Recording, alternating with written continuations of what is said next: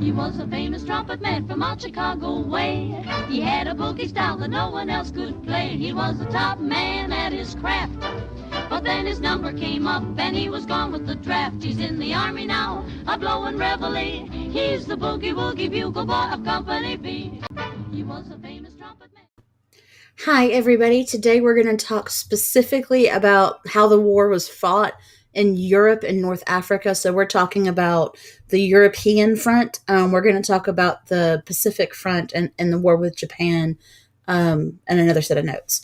So today we're focusing specifically on the war in Germany, and we're going to talk about it first because that's what FDR decided to do. This lesson's objective. So the main goal today is you should be able to tell me what were the major events in World War II that happened in the African and European theaters. So this deals with Tennessee U.S. History Standard 60, which is major wartime events of the war. We're going to talk specifically about the invasion of North Africa, Italy, D-Day, and the Battle of the Bulge in this set of notes. We'll do the Bataan Death March, Midway, Island Hopping, Iwo Jima, and Okinawa in another set of notes. So we're talking about this first because this is the way FDR decided to fight the war. After Pearl Harbor, we declared war on Japan. 3 days later, Hitler made his second biggest mistake of the war whenever he declared war on us. So now we're in a bit of a conundrum, right? It was easy.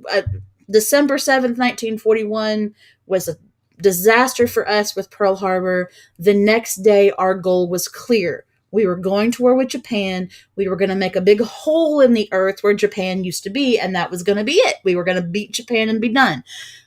But now Germany's involved. So now FDR has to decide how to fight this war. Does he try to fight Japan and Germany at the same time? Do we go and beat Japan and then go after Germany? How are we going to do this? And Winston Churchill, who was the prime minister of Britain at the time, okay, so he's the V for victory guy, he is going to convince FDR that Hitler is a bigger threat to the United States than Japan is. He's right, but that's what he's doing.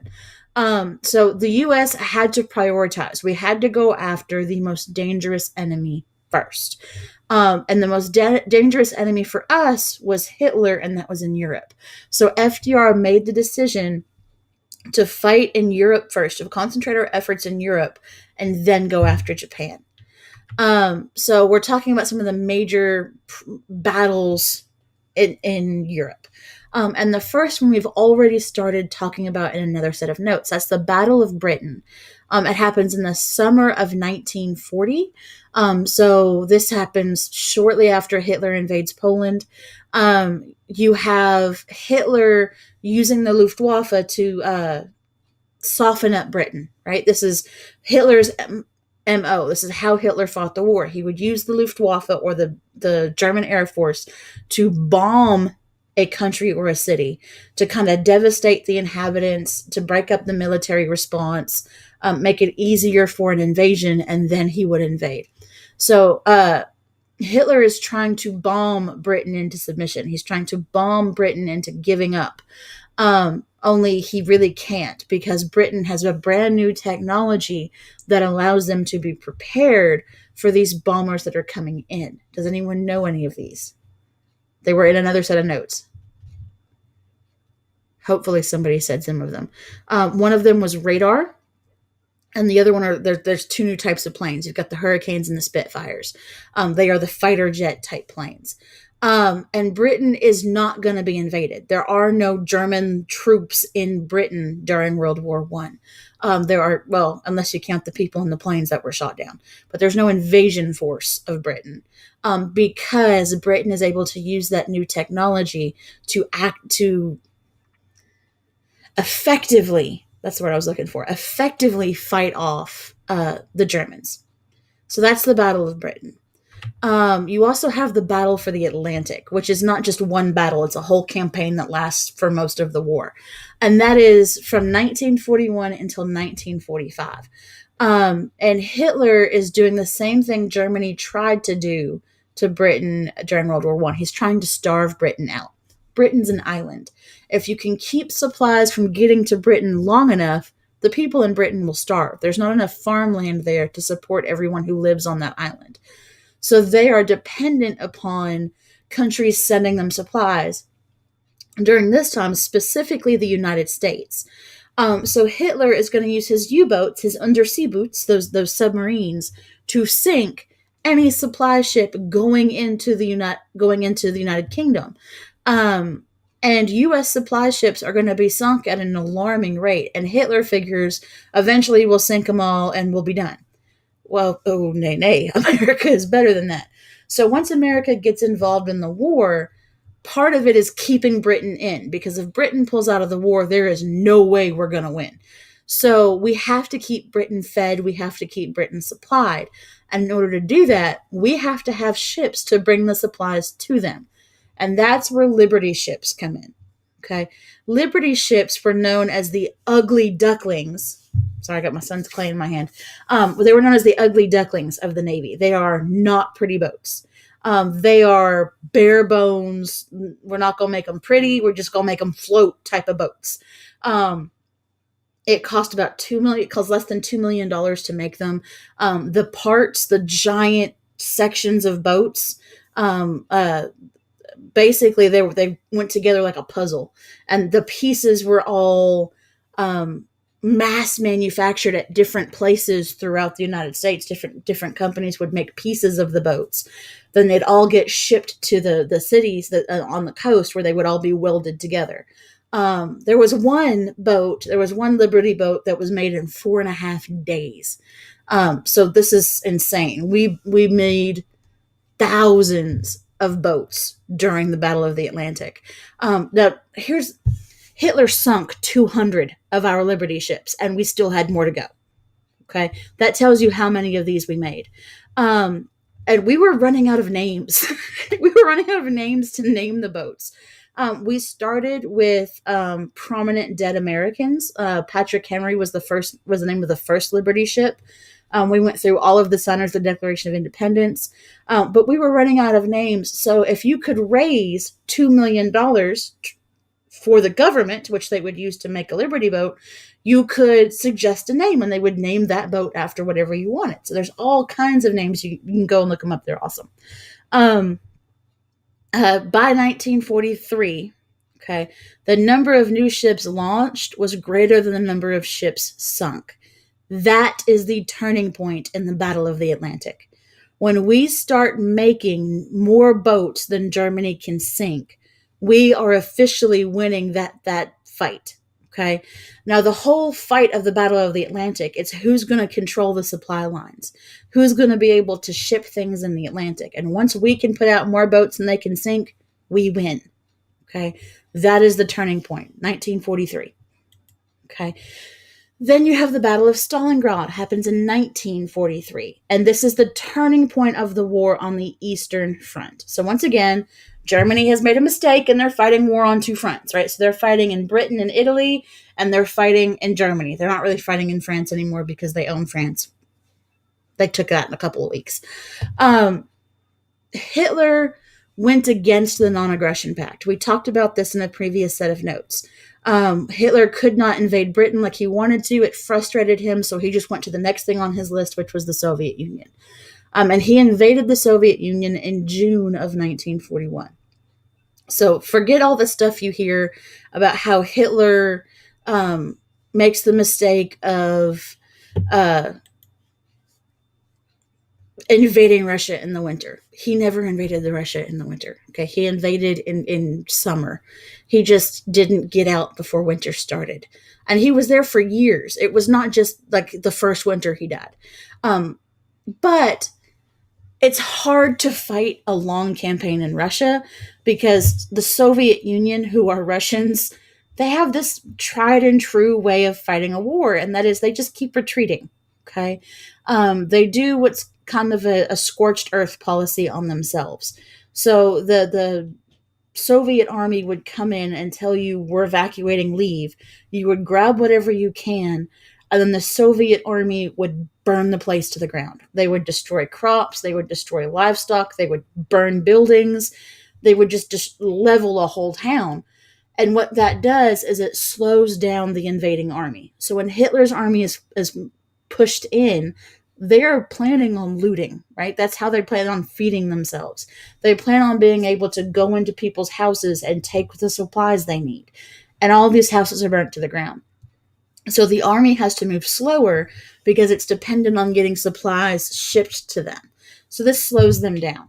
And then they're still actually fighting a war, so they're still shooting at each other. So not only are they slowed down, but they're also losing men. And you've got 2 years of brutal fighting in the Soviet Union. And Germany is finally forced to surrender. Now, if this had been any other country besides the Soviet Union, Germany would have won. The reason why the Soviets could do this was because they could afford to lose large amounts of people. The Soviet Union was the largest country in Europe, and it was the second largest country in Asia because it covers both. So it is huge. They lost more than 1.1 million soldiers and were still able to keep it together and win. That tells you how big they were. But you need to know the Battle of Stalingrad because this is whenever Hitler starts to lose territory in Russia. This is whenever Russia starts to beat Hitler. Okay, it's the turning point. Then you have Operation Torch. This whole war, Stalin has been begging Britain and America to invade Europe, to open up a second front so that Hitler can pull some of his troops out of the Soviet Union. And Churchill and FDR, they're just not ready to do that yet. So instead of invading Europe, they invade North Africa. They go after North Africa because Italy's the one that's controlling North Africa and they're easier to beat. You're going to get a couple of heroes out of this. You got Dwight D. Eisenhower, who is the head of all Allied troops, okay, including the British. He is the head of the Allied troops in Europe.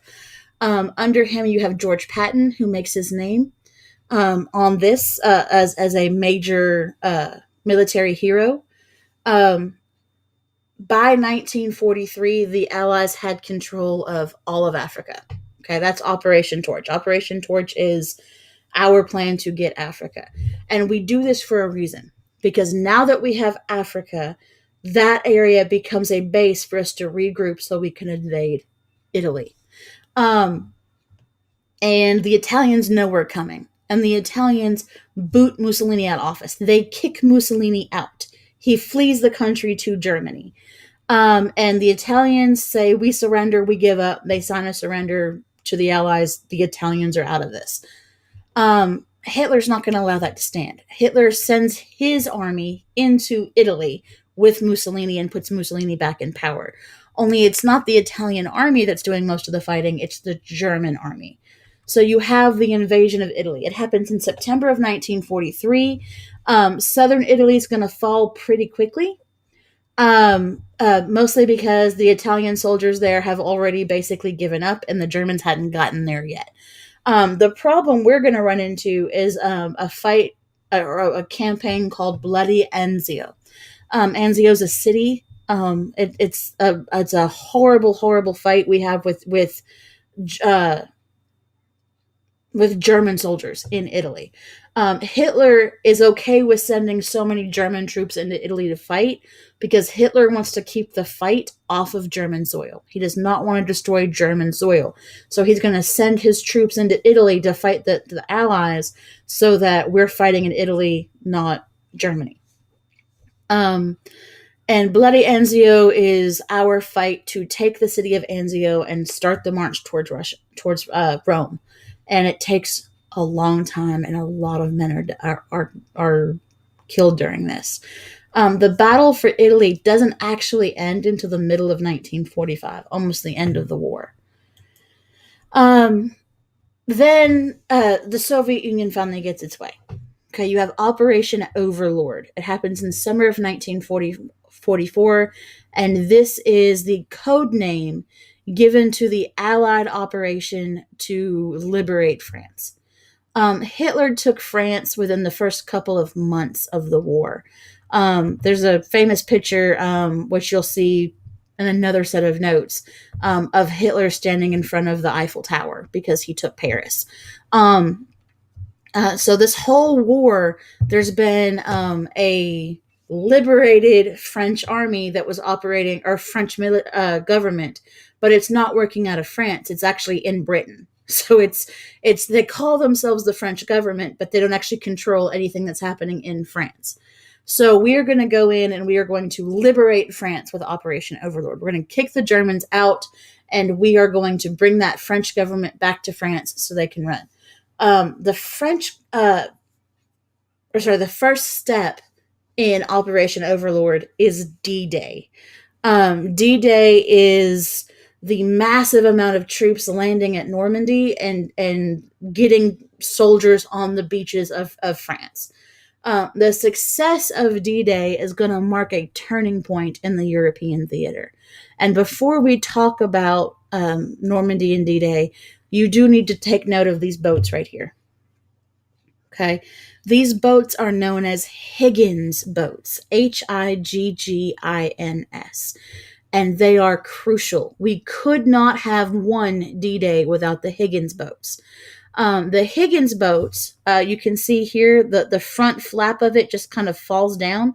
They're troop transport ships. They are flat-bottomed boats where you can go from a battleship that can't get up close to the beach because the water's too shallow. So the troops get onto these boats way back here near the battleships, and the Higgins boats are heavily armored on the sides. The troops get down and kind of hunker down behind the walls, and they get them right up on the beach. Flop it down, and you rush out onto the beach. So you are in front of those machine guns on the Atlantic Wall for a less amount of time. Okay. D-Day, June 6th, 1944. This is the Allied invasion of Normandy, France.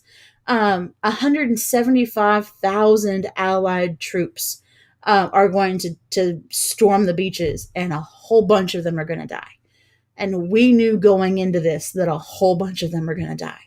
This was they called it at the time a calculated risk.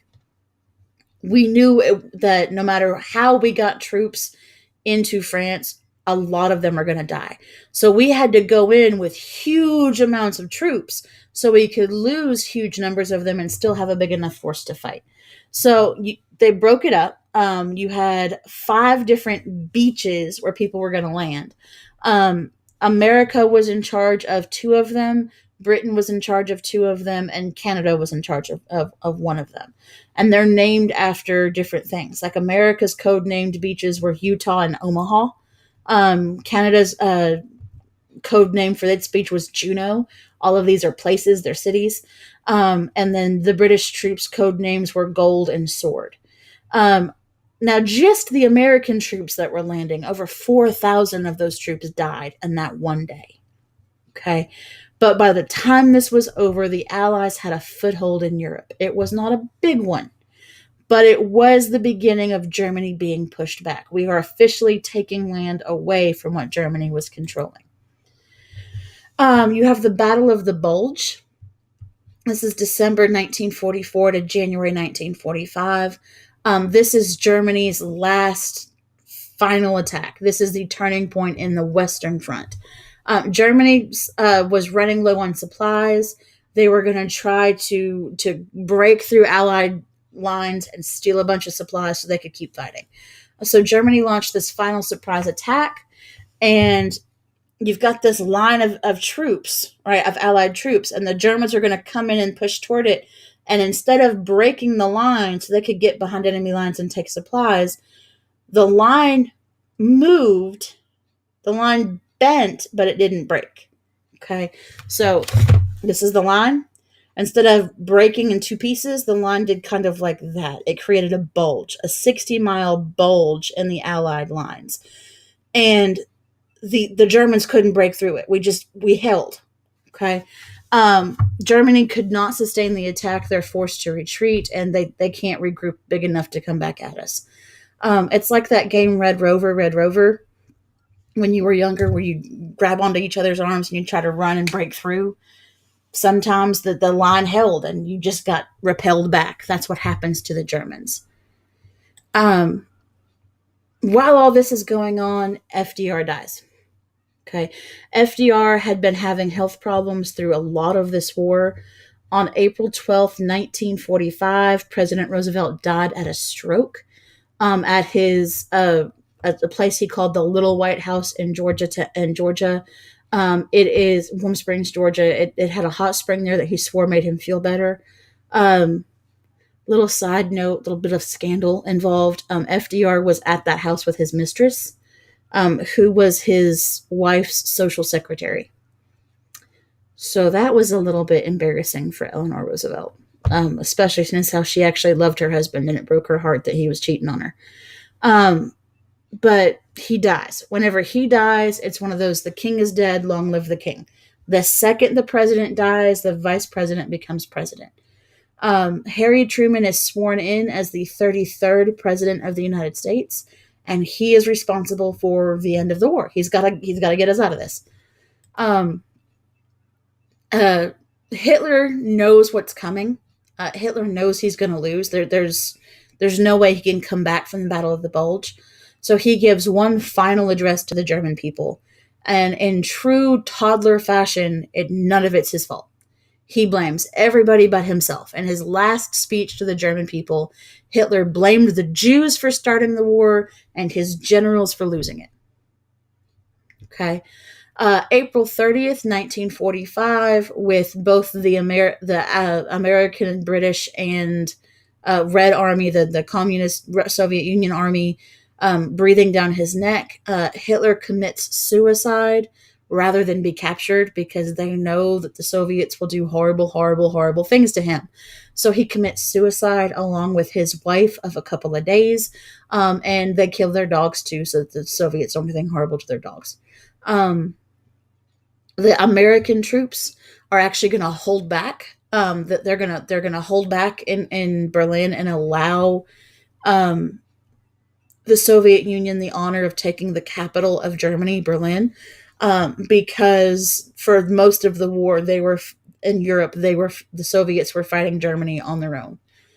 We were fighting in Africa and Italy. We weren't fighting the main war. So we allow them because they did most of the hard fighting to take it. This is known as VE Day, Victory in Europe Day. It's May 8th, 1945.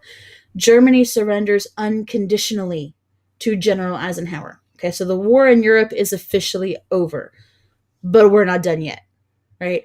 Now we got to go and get the people who started it for us. Now we got to go after Japan, and that is what we're going to be doing tomorrow. And I will talk to you about this assignment in just a minute.